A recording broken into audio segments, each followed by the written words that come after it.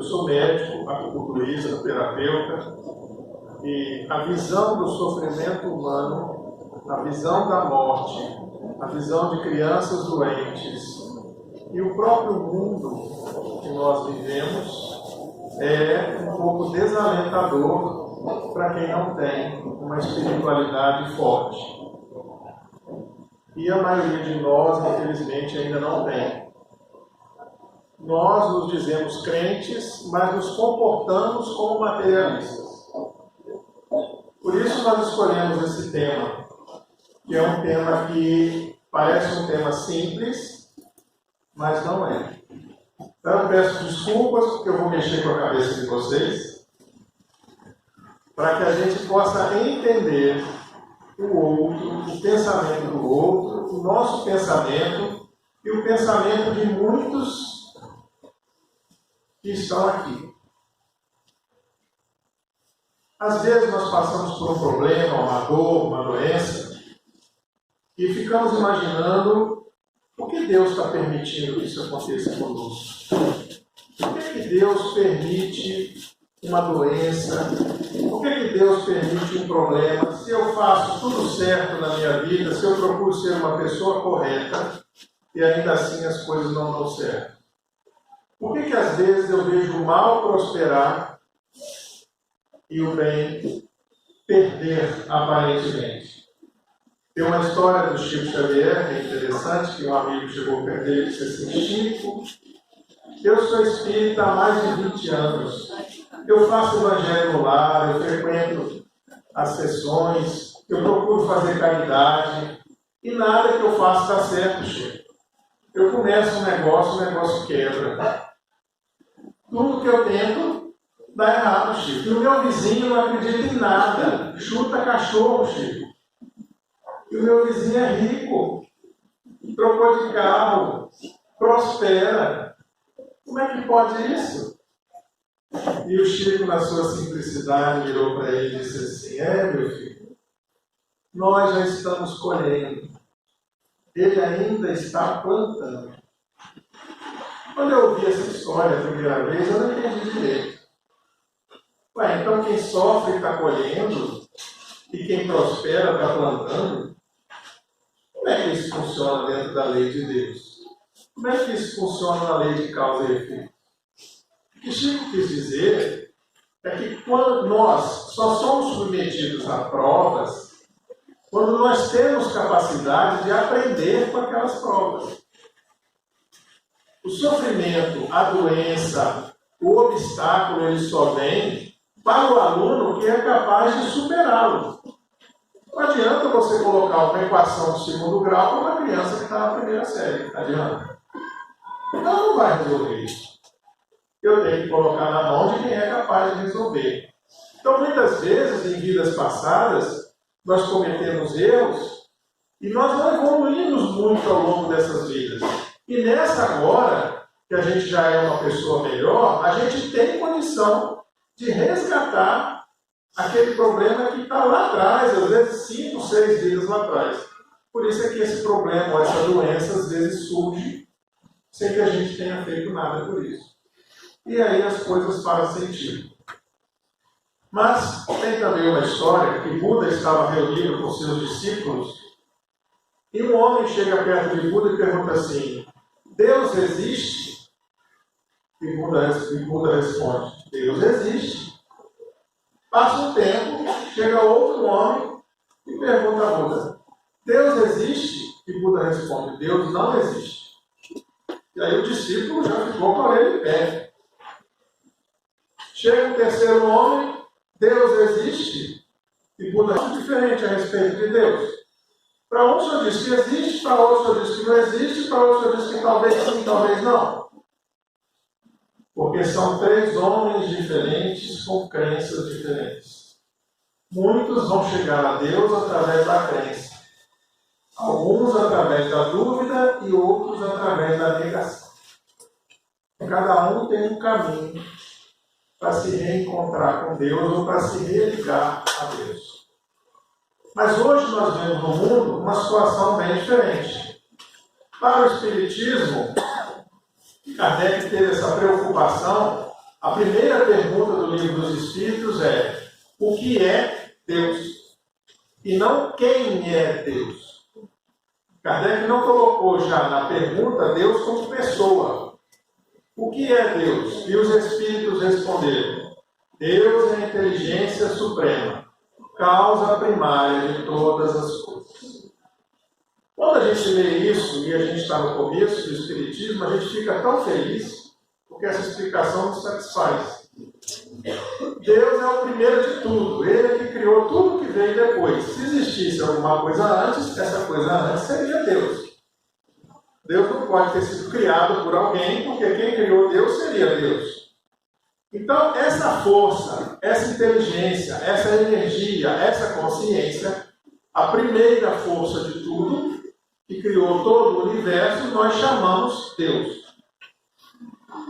Mas essa resposta não preenche todas as nossas dúvidas. Ele é feito de quê? Ele mora onde? Ele tem um lugar? Ele tem alguma preferência? Como é que eu faço para falar com ele? Como é que eu faço para fazer as coisas acontecerem? Então veja que existe uma série de perguntas que essa resposta não preenche. E os Espíritos dizem: definição incompleta, pobreza de linguagem dos homens, insuficiente para definir coisas que estão além da sua inteligência. Fica muito difícil para você explicar uma coisa que você nunca viu, que você não sabe o que é, que você não tem nem palavras no seu vocabulário para exprimir. Os Espíritos, eles têm sentidos além dos nossos sentidos. Eles se comunicam pelo pensamento, não por palavras. Então, para eles que estão num nível um pouco maior do que o nosso, mas também não sabem muito, sabem mais do que a gente, mas não sabem muito, eles também têm dificuldade, eles também não sabem o que é Deus. Eles sabem alguns conceitos de Deus.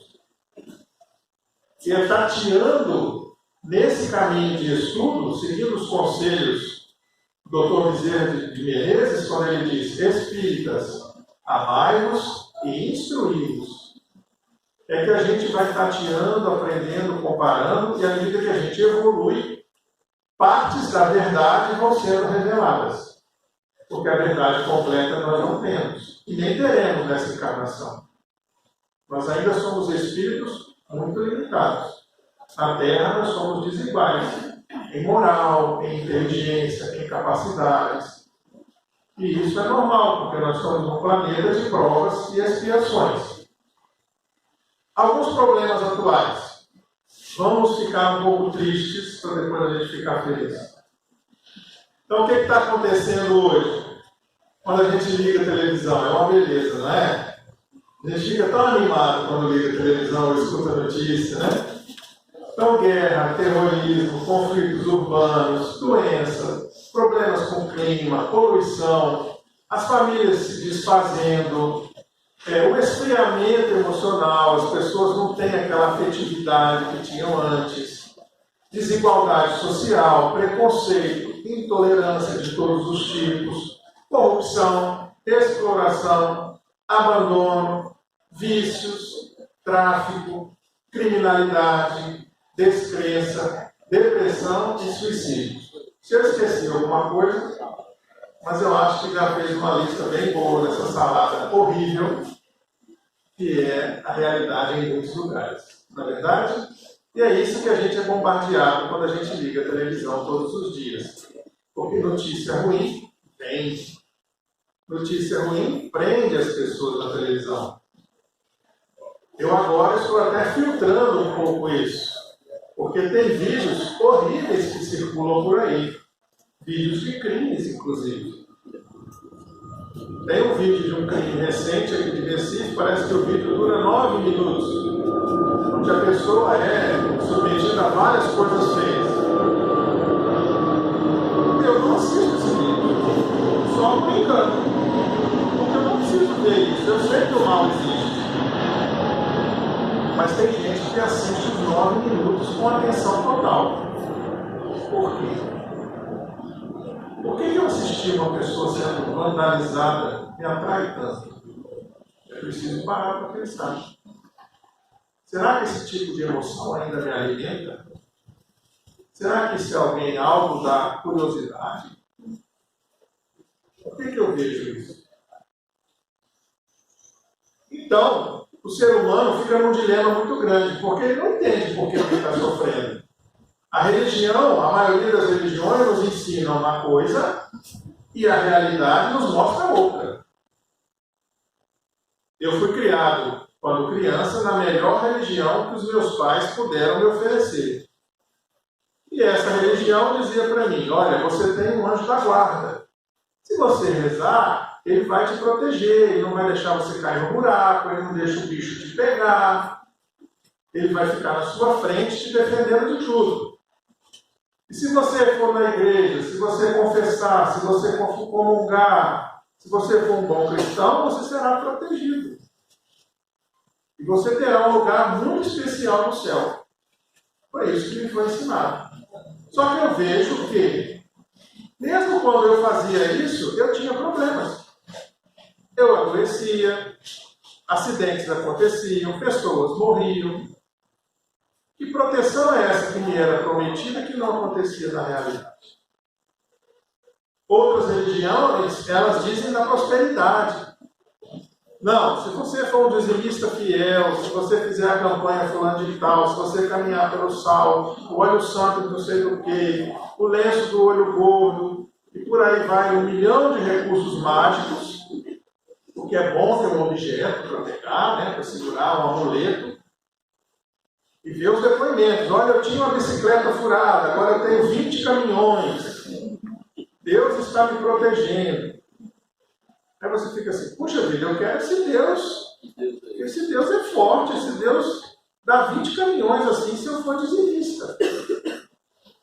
Aí você vai olhar a Bíblia, você vai ler o Novo Testamento, e você vai ver que Jesus era pobre. Que Jesus andava descalço, que ele dizia que não tinha um travesseiro para recostar a cabeça, que os apóstolos e os seguidores dele eram pobres. Em momento nenhum ele prometeu prosperidade para ninguém. Em momento nenhum ele disse que os seguidores dele ficariam ricos. Então de onde vem essa ideia de riqueza? Que Deus é esse que paga e dá dinheiro para a gente? Será que é um Deus do bem? Então o que acontece? Se você começa a pensar, se você começa a analisar o mundo, você vai ficando triste, você vai perdendo a esperança. Você não acredita mais nas pessoas. Antigamente, quando acontecia alguma coisa errada, a gente falava assim, vou chamar a polícia. Não era assim? Chama hoje para ver. Será que resolve? Também dizia-se assim, tá achando ruim, vai reclamar com o bispo? Vai reclamar hoje para ver se o bispo resolve o seu problema? Ou dizia, vou me queixar ao juiz. Se for de certos setores, então você está complicado. Então o que a gente vê é uma falência moral muito grande no mundo. Uma crise moral. Não é só uma crise financeira, nem uma crise de confiança. Não dá para acreditar em ninguém mais. E aí você se sente completamente desamparado, porque a figura que você tinha era Deus. Aquele Deus que os seus pais te ensinaram, aquele Deus que a religião te ensinou, mas você faz tudo o que te ensinaram e não dá certo. E aí o que a gente vê? Esse mapa mostra o índice de depressão no mundo. Quanto mais escuro o mapa, maior a quantidade de depressão no lugar. Os lugares que estão branquinhos não é porque não tem depressão, é porque não tem dados sobre o local. No Brasil, que é esse azul um pouco claro, está em torno de 5% da população. Esse mapa é de 2016, agora com certeza já é mais. Então, de cada 100 pessoas, 5 pessoas estão deprimidas. Então, aqui nessa sala, hoje, nós devemos ter talvez umas 200 pessoas, nós temos 10 deprimidos aqui no mínimo. Por essa palestra, espero menos. Não mais. Né? Porque, por enquanto, o negócio está só afundando. Né?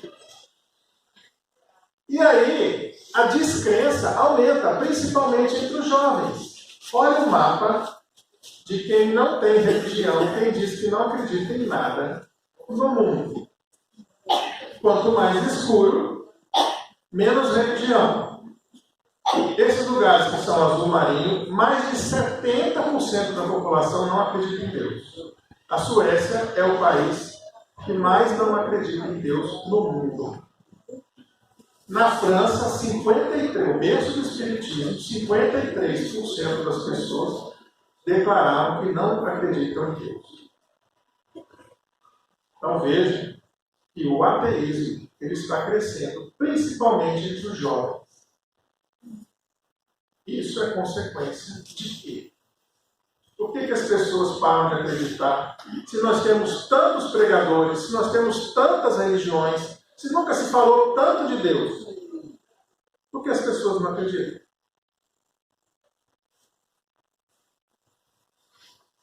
Aqui alguns famosos que não acreditam.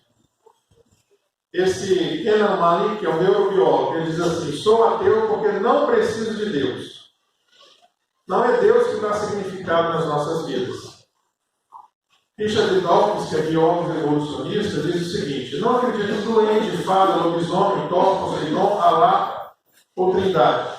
Não há o menor vestígio de evidência de qualquer um deles. Philip Pullman, autor: não tive nenhuma experiência pessoal com Deus. Não descobri nenhuma evidência que ele existe. Maria Namazini, ativista de direitos humanos, ela é iraniana. Quando o Hezbollah entrou na minha escola e começou a matar mulheres, eu parei de acreditar em Deus. Susan Blackmore: para que me dar esperança? Meus 30 anos de pesquisa psicológica jogou fora essa esperança. Ela, durante 30 anos, tentou fazer testes, experiências que não deram certo e por isso ela parou de acreditar. Esses foram 5, mas são muitos. E tem muitos artistas. Tem artistas famosos, tem brasileiros que justificam por que não acreditam em Deus. Porque não encontraram evidências de Deus. Agora, aqui nessa sala, nós temos ondas de celular passando aqui? Temos? Tem ondas de televisão aqui? Se eu botar uma televisão aqui com a antena, ela pega? Pega. Então tem onda de televisão. Tem onda de rádio? Tem. Eu tenho como provar que tem onda de televisão aqui? Eu não tenho televisão. Não, eu não tenho o aparelho certo. Se eu usar o aparelho errado e tentar captar ondas de televisão, vou usar o microfone. Não tem nenhum som de televisão aqui. Então não existe televisão porque eu não consigo captar a televisão. Eu sou cientista durante 30 anos. Eu usei o microfone para captar ondas de TV e não consegui. Então a TV não existe. A minha metodologia, o meu aparelho não estava correto para o que eu queria captar. Quando no passado se fez uma experiência para ver se a alma existia, um homem inteligente pensou assim: vou pegar uma pessoa morrendo, vou botar em cima de uma balança, e depois que ele morrer, eu vou ver se houve alguma mudança de peso. Se o peso dele alterar, a alma saiu do corpo e eu sei que a alma pesa tantas gramas e existe alma. E ele fez a experiência e houve diferença de peso. Descobrimos o peso da alma. Mais tarde viu que era a diferença do ar do pulmão quando a pessoa dava um último suspiro. Que ele pesava era a diferença do ar. Ele não conseguiu provar que a alma existia. Por um tempo ele achou que sim. Mas com a evolução da ciência provou-se que ele usou um método incorreto. Porque a alma não funciona dessa forma. Então muitas vezes nós queremos basear na ciência, onde a ciência não tem ainda os aparelhos necessários para captar o que nós estamos procurando. Por isso que a proposta espírita é: se a ciência provar que uma coisa não existe, ou existe, fiquemos com a ciência. O espiritismo é uma religião, uma filosofia e uma ciência que evolui com as descobertas. Porque nós só vamos descobrindo as coisas aos pouquinhos. Ah, e se a ciência descobrir que não existe reencarnação? Se um dia a ciência descobrir que não existe reencarnação, ela vai ter que descobrir uma outra coisa que explica os fenômenos que nós captamos como reencarnação. E ficaremos com essa outra coisa que funciona do mesmo jeito, vai funcionar melhor. Por isso nós somos uma doutrina em evolução. O Espiritismo você pode duvidar de qualquer coisa, você pode discutir, não existe sacrilégio. Você não vai para o inferno porque fez uma pergunta. Os pensadores do passado, e aí eu coloco Karl Marx, talvez como o maior exemplo, quando ele diz que a religião é o ópio do povo, e Nietzsche, quando diz que Deus está morto, o que eles usaram para chegar a essas conclusões? Eles usaram a realidade deles, a experiência pessoal deles. E é o que o ateu faz. A realidade dele, a experiência dele, a vivência dele, leva ele a concluir que Deus não existe. Porque se olha as religiões do passado, você vê o quê? Inquisição, perseguição religiosa, controle, poder, falsos profetas, é o lobo vestido em pele de cordeiro, é a religião sendo usada como controle populacional, como castração, proibindo as pessoas de pensar, queimando livros. Em muitos lugares do mundo ainda é assim. Recentemente, o sultão de Brunei promulgou uma lei, não sei se vocês acompanharam isso na televisão, onde ele condenava à morte por apedrejamento homossexuais. Foi agora, 3 meses atrás. Iniciou-se uma campanha internacional, e não sei se foi em função dessa campanha, mas ele provocou uma moratória. Ele não cancelou a lei, mas ele provocou uma moratória. Ele adiou o cumprimento dessa lei. Por enquanto, lá é prisão de 10 anos. Então vejam como em lugares do mundo nós temos mundos diferentes. Aqui em Recife nós vivemos em mundos diferentes. Dependendo do local que você mora, a sua realidade é bem diferente. Os perigos que você corre, os sofrimentos que você tem são diferentes. Dentro das nossas casas, das nossas famílias, nós temos sofrimentos diferentes. Então, se eu oro e não recebo aquilo que eu quero, Deus não me deu aquela coisa, Deus não existe. Não é uma conclusão lógica?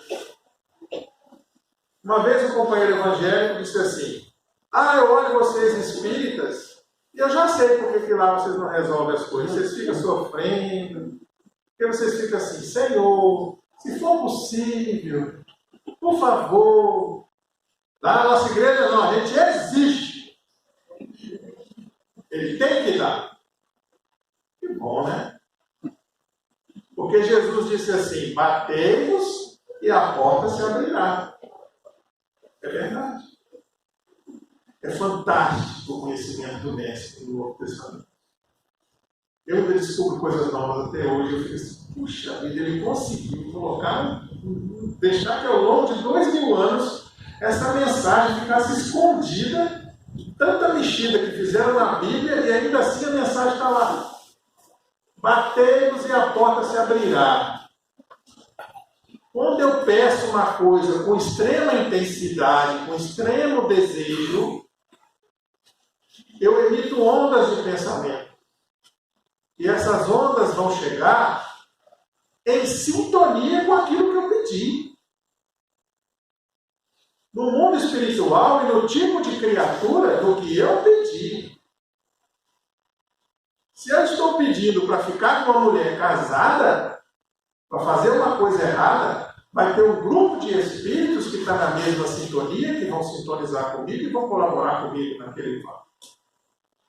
Se eu peço para matar alguém, espíritos que colaboram com o crime vão entrar em sintonia comigo. A porta vai se abrir, sim, mas eu vou ficar muito enrolado. Eu vou ficar muito comprometido. Se eu peço uma coisa boa, aquela coisa boa vai ser boa para mim, boa para o meu aprendizado, boa para a minha vida, aquela porta vai se abrir. Se eu preciso passar pelo que eu estou passando, aquela porta não vai se abrir. Porque não é bom para mim. Aí eu começo a entender um pouquinho mais. No Brasil, 200 casos de intolerância religiosa. No mundo, 7 conflitos e guerras por causa de religião. Fundamentalista contra muçulmano, xiita com sunista, cristão com muçulmano, judeu com muçulmano, muçulmano com não muçulmano, Partido Comunista da China contra budista. Até hoje, a gente tenta impor uma religião para o outro. Ah, eu estou certo, você está errado, você tem que ser como eu. Então o que acontece? A pessoa não consegue confiar. A pessoa perde a fé. E alguns acabam até desistindo da vida. Esse é o índice de suicídio de 2016. O mais escuro é os lugares que tem mais suicídio e os lugares claros é onde não tem estatística, onde que não tem suicídio. Existem alguns lugares do mundo onde o suicídio é legal. Na Suíça, por exemplo, existem 2 organizações que você paga para te matarem. Tem até um filme sobre isso, muito bonito. Um rapaz rico que fica de cadeira de roda e decide morrer na Suíça. Alguns já devem ter visto. E é visto como uma coisa poética. Na Bélgica também matam 3.000 por ano. Inclusive jovens, crianças de 14 anos. Você paga uma taxa, se cadastra, paga mensalmente, e quando você vai lá e quer morrer, 2.000 euros, eles te matam, te carbonizam e mandam o seu corpo para o seu país. Para quem é materialista, para quem não acredita no mundo espiritual, para quem não tem espiritualidade, para quem não sabe que a vida continua, a morte é uma solução. Se eu estou sofrendo, se eu estou doente, se eu estou velho, para que eu vou sofrer mais? Para que eu vou continuar nesse problema? Se a morte vai acabar com tudo. Para quem é materialista, ele pensa assim. E o mundo está se tornando materialista. Nós estamos caminhando para isso. E nós precisamos encontrar a nossa fé. Nós precisamos encontrar a nossa fortaleza. Para que a gente possa orientar aqueles que ainda querem ser orientados. Aqueles que ainda querem encontrar o caminho. Porque ninguém muda ninguém. Ninguém altera o outro. A gente consegue se alterar. Por isso Jesus disse, médico, cura a ti mesmo. Para me ajudar os outros, primeiro eu preciso me ajudar.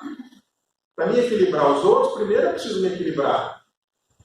Mas se a minha fé não é verdadeira, se os meus valores não é verdadeiro, se eu não sei argumentar, se eu não sei explicar, se eu também não entendo, como é que eu vou consolar o outro? Está arriscado o outro me derrubar junto. É mesmo, vou me matar também. Você tem razão. Imagina 3 deprimidos conversando, como é que deve ser, né? A minha vida você não sabe. E a minha, então? Né?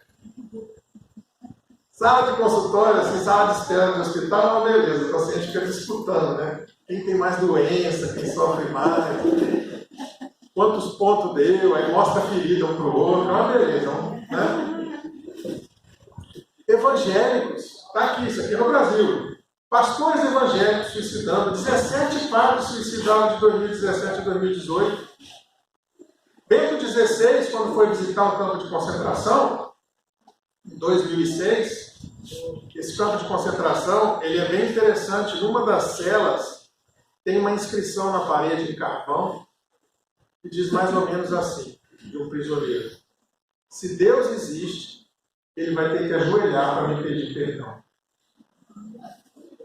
Imagina o desespero dessa pessoa num campo de concentração nazista, vendo todo mundo que ele ama, tudo que ele se importa, o mundo que ele conhece acabar na mão deles, e ele orando, ele implorando por uma salvação e não conseguir. A revolta desse espírito quando for para o mundo espiritual. A descrença dele em Deus. Quando ele renascer, com certeza ele vai ser ateu. Muitas das pessoas que hoje são ateus, são pessoas que em vidas anteriores foram religiosos fervorosos e viram a sua religião não ser atendida. Mas ser ateu não é problema. Nós temos pessoas que não acreditam em Deus, que são cristãos melhores do que nós.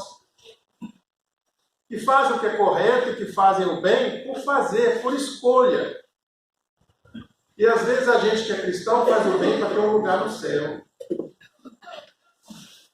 A gente faz por interesse. Não, eu vou fazer porque eu vou para nosso lar. Eu quero uma vaga em nosso lar, então eu vou fazer. E o ateu que faz o bem, não. Ele faz o bem porque ele acha que é correto, deu vontade, ele faz. Esse tem mais mérito do que nós, que fazemos com interesse. Não é o fato de você acreditar ou não acreditar que vai te levar para um bom lugar. O que vai te levar para um bom lugar é a vida que você teve, as decisões que você fez, as escolhas que você fez. E as coisas que você deixou de fazer também. Porque às vezes, a gente não fazer é sinal de evolução. Imagina você encontrar uma carteira no chão recheada de dinheiro. Sozinho, ninguém viu. Aí você pega a carteira, está lá, identidade e endereço da pessoa. Poxa vida. Aí fala assim, eu tenho que devolver, né? Mamãe ensinou a devolver, minha religião ensinou a devolver. Mas eu podia bem pagar aquela conta atrasada do cartão, né? Eu podia tirar só um pouquinho para mim, né? E você fica naquela tentação, mas no final fala assim, não, eu vou devolver. E você devolve. Você teve o impulso de roubar, porque isso é roubar. Você ficar com uma coisa que não é sua, é roubo. E devolveu. Você superou isso aí. Você já está vencendo o impulso, o instinto seu. Porque as pessoas primitivas, elas são só instinto. Os espíritos mais primitivos que estão na Terra, esses que estão cometendo esses crimes hediondos, esses que matam as pessoas, torturam, filmam, colocam na internet, que acham que está fazendo grande vantagem, esses serial killers, muitos espíritos bravos e criminosos vestidos de terno e ocupando posições de poder, são espíritos atrasados. Não é porque ele é rico que ele é avançado, não é porque ele tem título que ele é avançado, não. Na doutrina espírita, no livro A Gênese, nós aprendemos que primeiro o espírito evolui na inteligência, depois ele evolui na moral. Eu até, se fosse construir a lei, eu fazia o contrário. Porque primeiro o cara aprende a fazer bomba, depois ele aprende que não é certo jogar bomba nos outros. Devia ser o inverso, né? Mas não é. A pessoa tem que ter inteligência para poder escolher. Então o espírito primeiro desenvolve a inteligência. Então nós temos espíritos muito inteligentes que optam pelo mal, que fazem o mal. E à medida que eles vão tendo a inteligência, eles começam a pensar e começam a encontrar valores morais. Então Bento XVI diz, por que, Senhor, permaneceu em silêncio? Como pôde tolerar tudo isso? Onde estava Deus naquele dia? Como pôde permitir esse massacre? Né? Milhões, foram 7 milhões executados nos campos de nazistas. Aí você fica naquela, meu Deus, se o Papa, que é o cara que tem o telefone branco, que comunica direto com Deus, está na dúvida onde é que Deus está, e eu? Onde eu vou ficar? Será que é uma pergunta retórica? Então, o que acontece? Os espíritos também, não é só o resto das religiões, nós também temos que botar nossa mão no fogo. Escândalos religiosos, João de Deus, recentemente, não é? Era uma referência.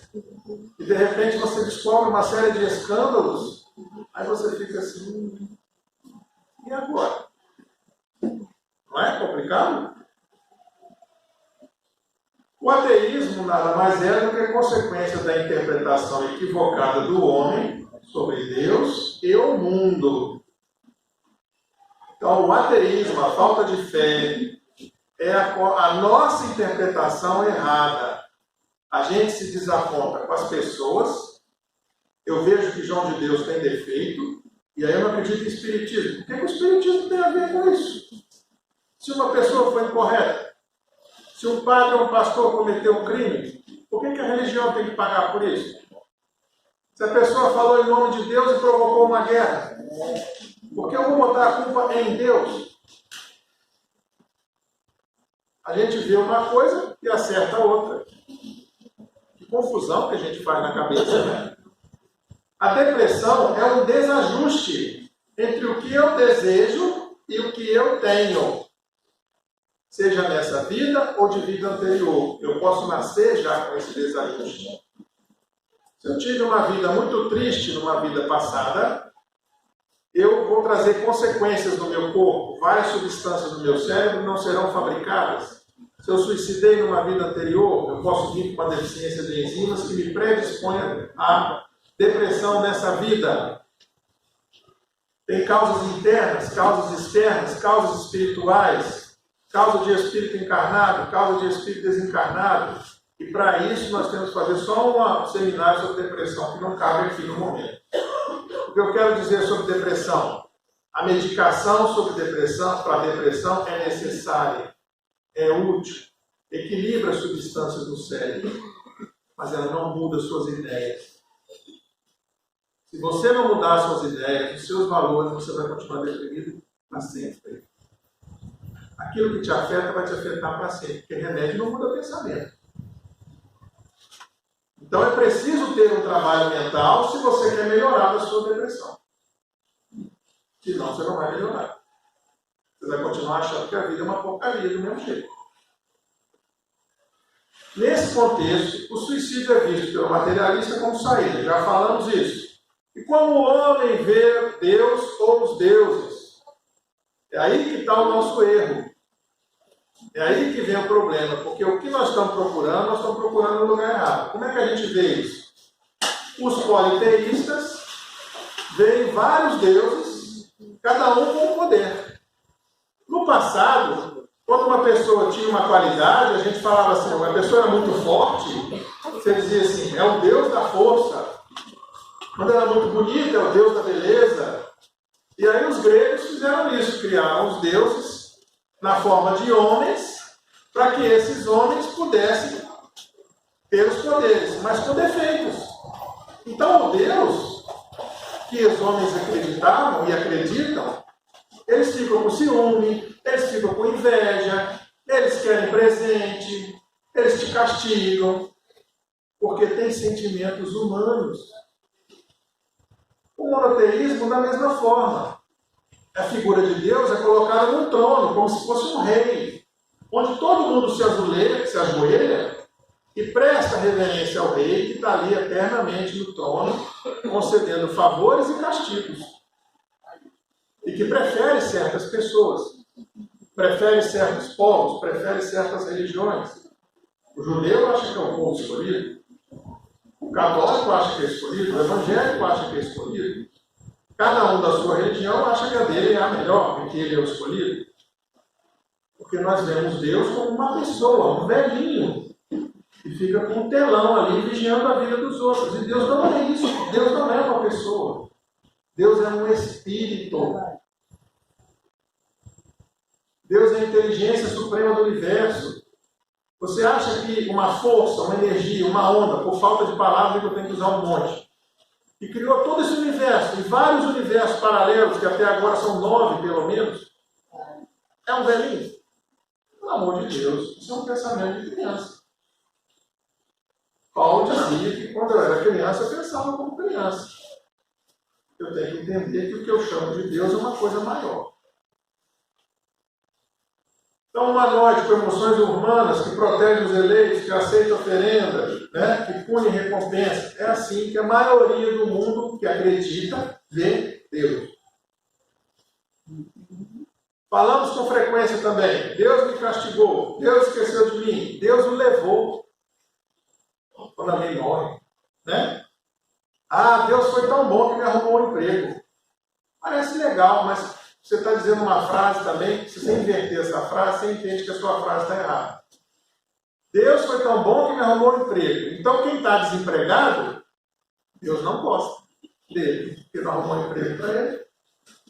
Deus foi tão bom que me curou. Então, quem está doente, Deus não gosta dele, porque não curou ele. Né? Então, é uma forma limitada que a gente tem de Deus. Até para falar, às vezes a gente fala a ele, a gente dá sexo para Deus. E não tem sexo, porque não é humano. Mas não está escrito assim na Bíblia. Não foi Deus que escreveu na Bíblia lá em Gênesis. Façamos o homem à nossa imagem, conforme a nossa semelhança. Está lá. Então Deus deve ser um velhinho mesmo. Super poderoso. Primeiro, quem escreveu Gênesis não foi Deus, foi Moisés. primeiros 5 livros da Bíblia foram escritos por Moisés. E, sim, nós somos espíritos, e como espíritos nós somos semelhantes a Deus. Deus também é espírito. Só que o espírito não tem forma. O que tem forma é o corpo físico e o perispírito. Então, nesse sentido de sermos perfectíveis, de um dia sermos deuses, como Jesus falou, vós sois deuses, e podeis fazer muito mais do que eu. Nesse sentido de espíritos em evolução, sim, nós somos a imagem e semelhança de Deus. Aparência física e corpo carnal? Não. Um dia será dado ao homem compreender o mistério da divindade? Questão 11.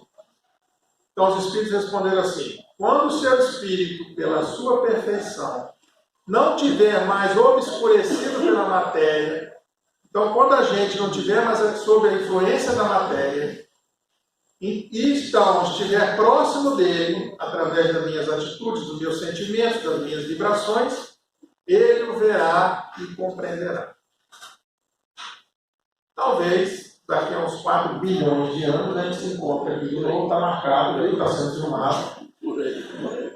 Aí nós vamos poder dizer muito mais sobre Deus do que nós sabemos agora. Mas também não vamos saber tudo. Então nós sabemos que Deus não se entrega a uma ação direta da natureza. Deus não age sobre a matéria. Então não é Ele que causa o tsunami? Não é Ele que causa o terremoto? Não, não é Deus. Deus não age sobre a matéria. Está lá no livro dos Espíritos, está lá na Gênesis. Quem age sobre a matéria são espíritos próximos da matéria. São os manipuladores de matéria. Existe uma hierarquia espiritual. Cada sistema tem seus governantes, como se fosse uma empresa grande. Você tem presidente, vice-presidente, secretário, subsecretário. Então nós temos o governador da Terra, que é Jesus, que encarnou conosco, que teve a forma humana que nós conseguimos imaginar.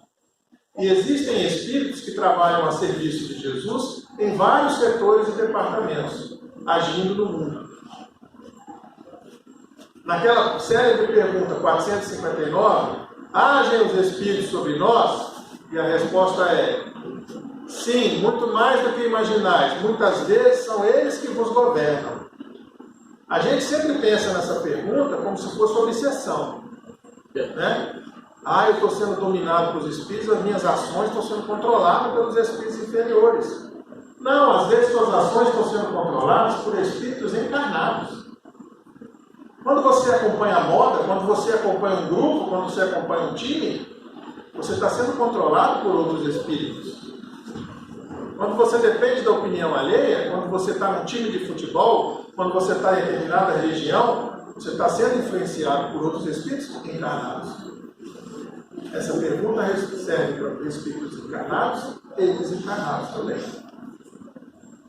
E por fim, o que eu sugiro é que a gente reaja, que vá buscar uma explicação, uma fé, uma filosofia, um caminho. O Espiritismo ensina que o Espiritismo é uma religião que não traz a salvação. Você não vai para um bom lugar porque é espírita, porque vem toda semana aqui. Você vai para um bom lugar pelas coisas boas que você fizer. O Espiritismo é uma ferramenta que vai te ajudar a compreender o mundo, compreender a dor, compreender o sofrimento, compreender as influências espirituais. Agora, o que você vai fazer com isso depende de você.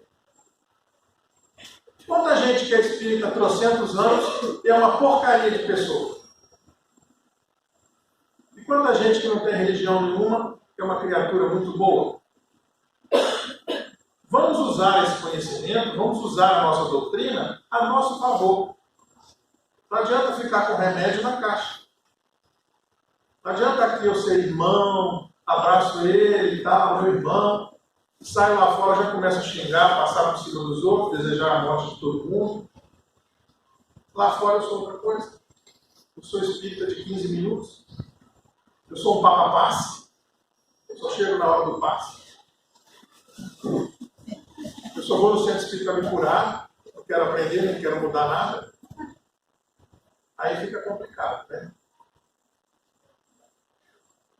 Então, por último, Jesus é nosso guia e modelo, para a gente poder dar um tempinho só para perguntas.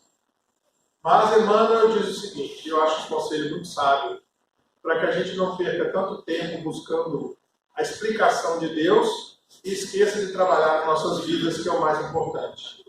O mais importante é a gente trabalhar na nossa reforma íntima, para a gente melhorar como ser.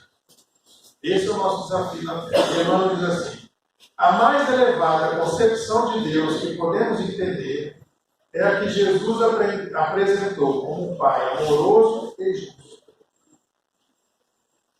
Então Deus age na Terra através das suas leis. Ele fez as leis e elas servem para qualquer religião, qualquer pessoa, qualquer cor, qualquer opção sexual. Acreditando nele ou não, as leis de Deus vão agir sobre nós. Se nós aprendermos essas leis, é melhor. Porque a gente vai entender e vai escolher um caminho menos doloroso. Se a gente não aprender sobre essas leis, nós vamos sair apanhando. Mas, de qualquer forma, nós vamos evoluir. Porque o Espírito não retroage. O Espírito pode caminhar bem devagarzinho, mas ele está sempre indo em evolução, ao progresso. Então, voltando naquela primeira história de Buda, Deus existe? Sim. Deus existe? Não. Deus existe? Talvez sim, talvez não. Cada um de nós possa encontrar o seu caminho e encontrar e fazer sua religação com o universo, com Deus, com a espiritualidade e principalmente com o bem.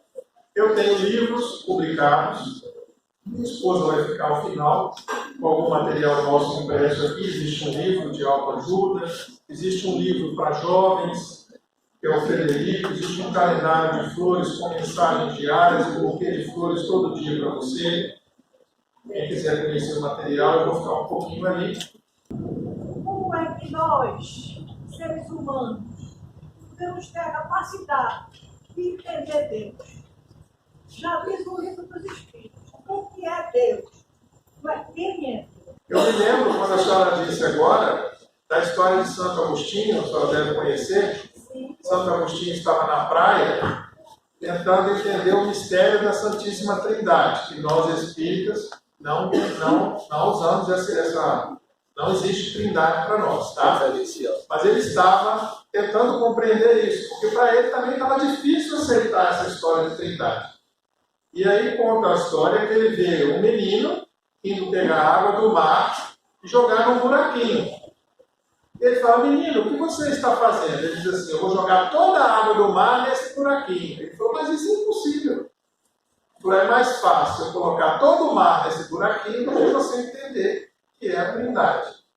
Então a gente entender Deus, como a senhora falou, é impossível mesmo. Não temos a capacidade, mas um dia teremos. Porque está lá nas bem-aventuranças, os puros de coração verão a face de Deus.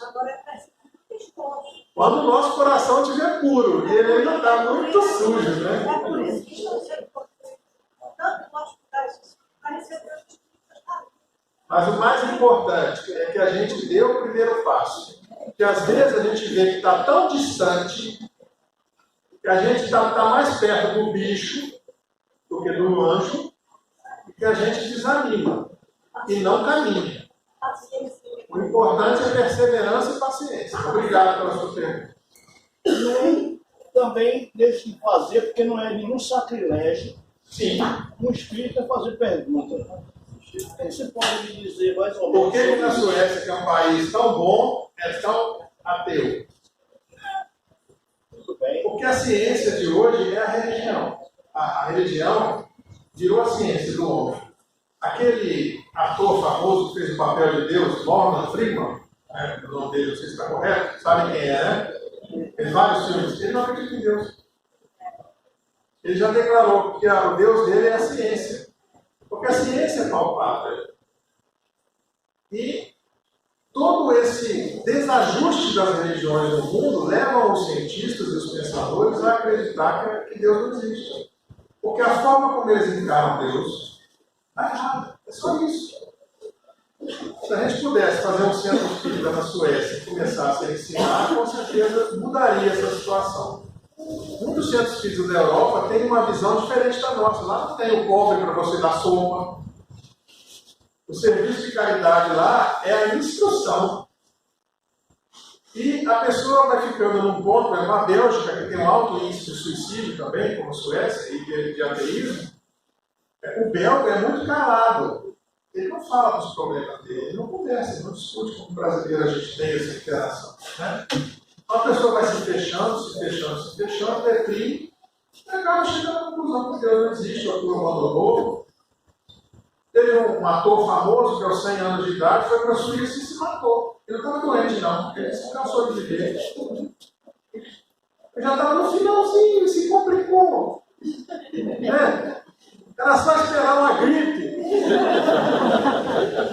Mas não, foi lá e se matou. É uma pena, né? Porque quando a gente morre e todo o fluido vital já saiu do nosso corpo, o despertar no mundo espiritual é suave. Mas quando a pessoa se suicida com muita energia vital, ele vai ter que queimar toda essa energia vital antes de ser socorrido. E às vezes ele vê o corpo se decompor, ele fica no cemitério. É muito triste, eu não quero passar por isso.